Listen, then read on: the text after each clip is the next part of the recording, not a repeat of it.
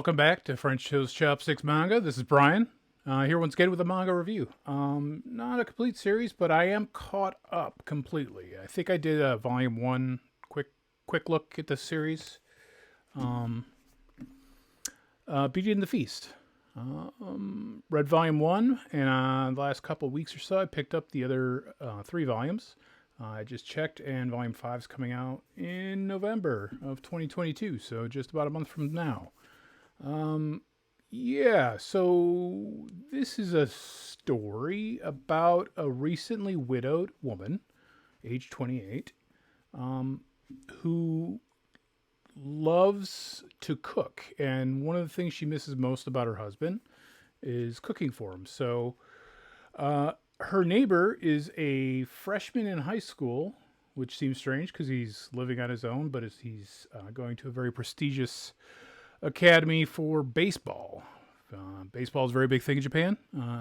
As most people know, I'm a huge fan of the movie Mr. Baseball, which kind of covers the cult-like devotion they have to baseball there. So it's kind of interesting. A little bit of a sports plus food plus slice of life plus maybe age gap romance a little bit.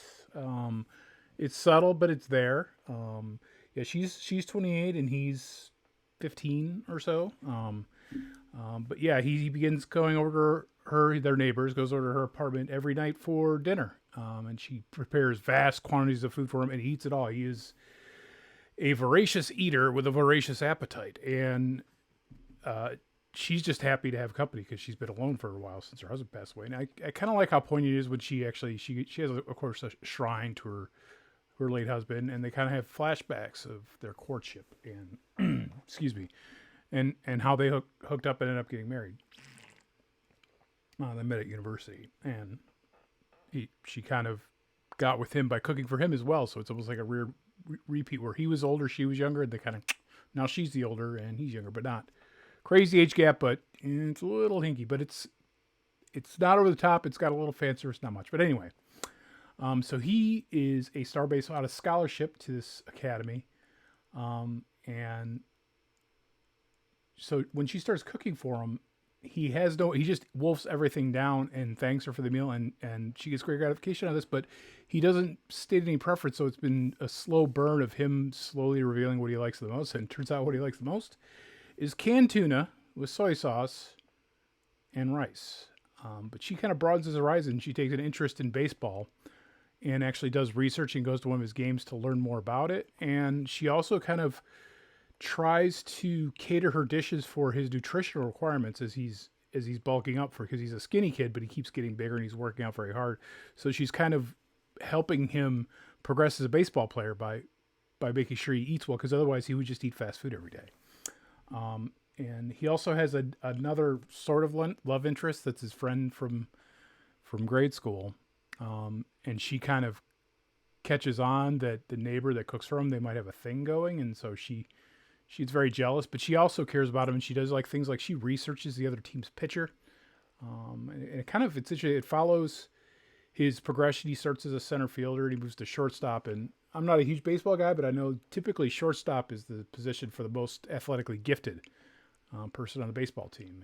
And his coach is giving him a hard time, and he learns from the team captain that he does that to the player he likes the best and thinks is the best. So it's kind of a compliment in a weird way, and he doesn't complain. But he shows up at her door late at night exhausted, and she just constantly feeds him, and it goes into kind of detail on what she prepares. So it's kind of a food manga in that respect, similar to, not quite as much detailed as they go into something like Food Wars, but it's interesting. The food, like half of it is stuff I wouldn't eat. But man, I just realized that in Japan, a very common food for, at least in the manga, is hamburger steaks, which aren't hamburgers as we think of them. They're actually more like meatloaf. Like they kind of explain it like in the translation notes, like it's like a hamburger, but they add like chopped onions and ingredients and breadcrumbs and egg to the meat. I'm like, so it's meatloaf. Like the translator should know what meatloaf is, but so they're like meatloaf. As just a side note, I noticed that in a few other manga I'm reading.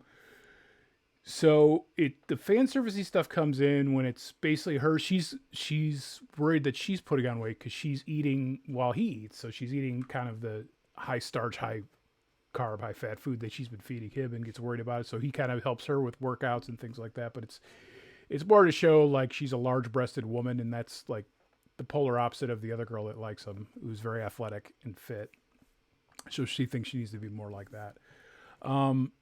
But there's nothing explicit in it. They have the standard trope of the power goes out and she trips and falls and he catches her and he thinks he grabs her boob. But it turns out it wasn't. So there's a bit of a misunderstanding. But I see that in so many manga. But it stayed pure, but it still leaves a hint there that there's going to be some kind of inappropriateness going on. They do some like the other girl has a nightmare that they got married and had children. So she thinks that's going to happen. But there's also another fan service thing that her friend, same age, that went to college with her, is a very busy career woman. And so when she's done working, she likes to get drunk. So she got drunk and showed up at her house and just started making out with her in front of the baseball player, which made him go, oh, I better get going. And her friend's name is Yuri, which is also the girl love genre name in manga. So little on the nose there. Who's the writer? Satomi Yu.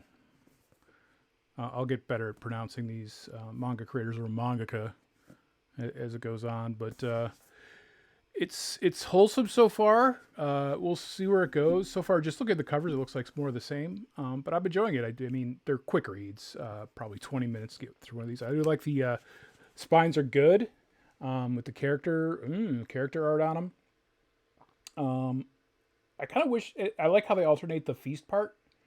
The color on that, because I've been enjoying books that have different colored spines. They look kind of good on a shelf. One of my other favorites, just finishing up Laid Back Camp, has great spines too. But yeah, I would give this... I'm going to give this 5 stars. If it gets too pervy, I would be disappointed. Not because I'm against pervy stuff. I have a whole section of my manga that hangs out back here. That's the pervy stuff. But I kind of hope it stays kind of innocent. Maybe just little hints here and there.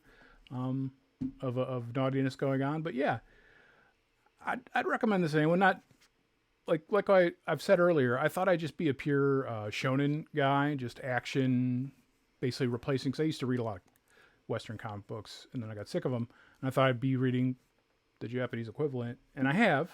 Some are good, some are not, but I'm enjoying more of the slice of life and shoujo, I guess. I still don't know the terms. But yeah, this one, easy to find. Barnes & Noble's got it. Not quite mainstream to be at every place, but yeah. Next volume, so all volumes are easy to get, and it's still running. I'm not sure how many volumes there are. I didn't do that level of research, but yeah, I definitely recommend it. It goes well. I've been alternating between this and Komi Can't Communicate, which is 100% pure and wholesome. Komi is best girl by far, but you know what? She's growing on me. She's best mom girl, I guess. She's a mommy girl. Komi's just best girl. So, yeah, pick it up. Read it. I recommend it. Talk to you later. Bye.